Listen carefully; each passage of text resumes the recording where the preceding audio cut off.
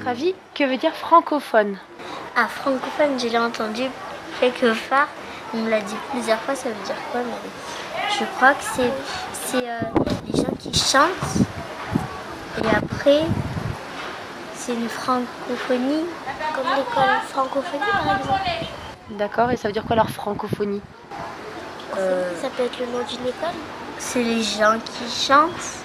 Les gens qui nous chantent? Un groupe de gens qui chantent. Oui, ça se pourrait.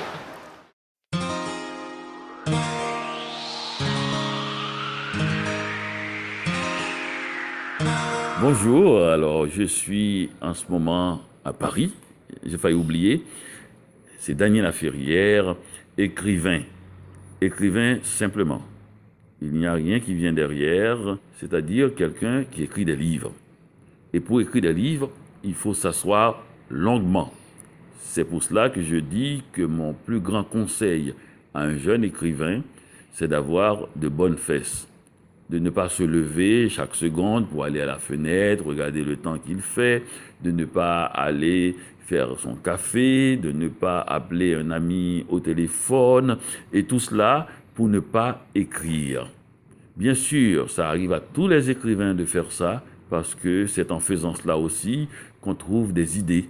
Parce que même quand on écrit, notre tête continue à travailler, à essayer de comprendre le monde. C'est cela, écrire. Deux raisons. D'abord, pour vivre mieux, parce qu'on est content quand on lit un livre qu'on aime.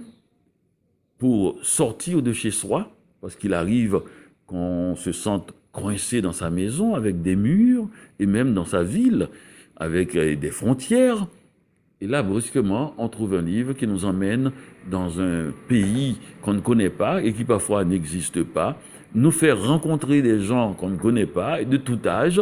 Et nous n'allons pas rencontrer uniquement des gens de 14, 15 ans, 16 ans, on peut rencontrer des bébés de 3 ans, des vieillards de 85 ans, se faire des amis sans que personne ne le sache. Parce qu'on écrit et on lit en silence. Et ce silence-là est capital. Pour une fois, nous devons nous taire pour voir le monde défiler devant nous. Dans ce monde où nous vivons, où il y a tellement de bruit, où tout le monde veut dire quelque chose, où les klaxons des voitures, que j'entends en ce moment d'ailleurs, et passent dans Paris, traversent Paris, zébraient Paris. Et là, brusquement, on fait silence. On s'assoit dans un coin, on prend un livre et on se met à lire et fleurit sous nos yeux un univers qu'on ne savait pas avant.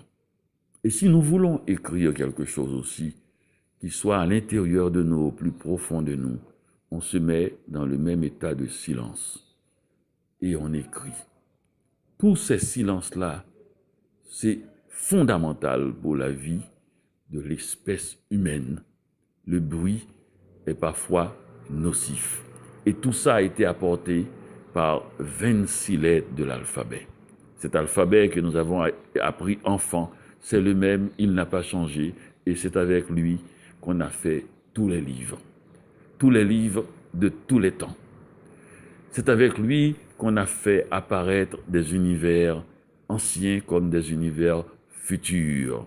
Et c'est avec lui maintenant que nous pianotons pour envoyer des textos. C'est le même, c'est les 26 lettres. Alors je suis venu vous dire de prendre 1 minute de silence en ce moment pour saluer, disons, l'exploit de 26 petites lettres qui, à travers l'histoire du monde, nous a raconté nos vies personnelles. Je vous embrasse tous.